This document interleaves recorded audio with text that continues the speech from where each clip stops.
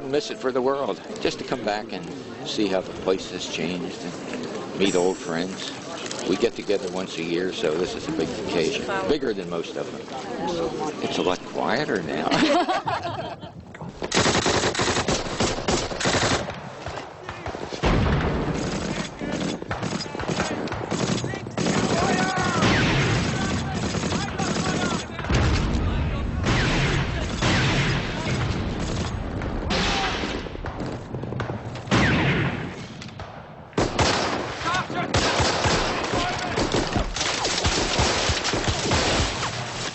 I have to admit that I grew up in a generation in which the war was a distant memory, but at the same time a palpable part of our daily life. All of the adults I knew growing up referred to time as either before the war, during the war, or after the war. I am instilled and enthralled and inspired by such works as Band of Brothers is written by Stephen Ambrose. Even though it's a war movie, even though it is about a mythic time, and even though it can be relegated to the heap of just, common folk tales of great victory and whatnot, I still see in it stories on both sides of the coin, an ongoing human dilemma that is worthy of examination. The experience during the shooting was very intense. We had 2 film crews all the time, simultaneously working.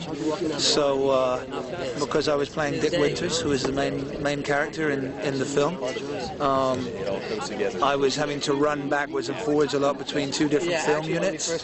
Sometimes at 3 o'clock in the morning, we were rushing to get the last shot of a night shoot before the sun came up at 10 to 4 in the morning, and I was piled in the back of a car, and people were ripping my clothes off and putting new clothes on me, and the makeup were there doing this, and it's like 3:30 at night, and having to get the last shot in 20 minutes, and everyone's going, "Okay, Damien, do you know your lines?" They go, "Yeah, I guess," and "Okay, go, let's do it." And Look, when you see we've captured the first gun, I want you and your TNT as fast as possible. Yes, sir. Okay, just weapons and ammo. Drop everything else. Got any spare ammo in a pack or musette bag? Bring it along. Lieutenant, sir? I was wondering, sir, you need an extra hand? HU6 Jeep driver? So? Oh, shit. What's your name, trooper? Lorraine, sir. You're with me, Lorraine. I think all the actors are a little nervous, waiting to see how the veterans will respond to the portrayal of them and the whole experience. We're hoping we did them justice. So I think all of us are kind of nervous, and I don't know, I definitely feel humbled by being here on the beach. So. This doesn't in any way attempt to say that America won the war. The Americans won the war single-handed. It doesn't downplay the British or the French involvement.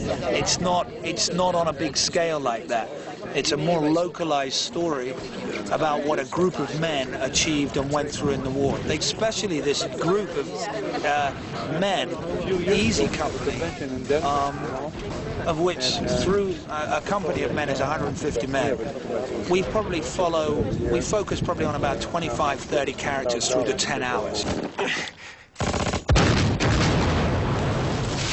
Part of the deal was, we explained to them before we hired them or offered them the jobs, was that, look, you'll have to come to work on days when you have no lines in this script. You'll have to come day after day when officially your character is not even in the scene, because we must have you in the background of every shot we can. If you look at the entire series from beginning to end, a bunch of faces will go by.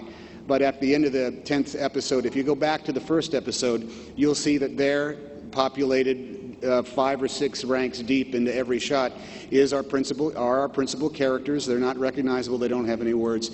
And that they were willing to do so was an extraordinary thing. I have since come and met actors who I only knew as Johnny Martin or Joseph Liebgott, guys who spoke to me with American accents, and they're calling me mate and talking in rhyming slang, and I had no idea they were Britishers in the first place. As great and as wonderful and as spirited and as willing an ensemble of actors as I've ever come across. How are you, Nix? Nice ride you got here. Straight from Utah Beach.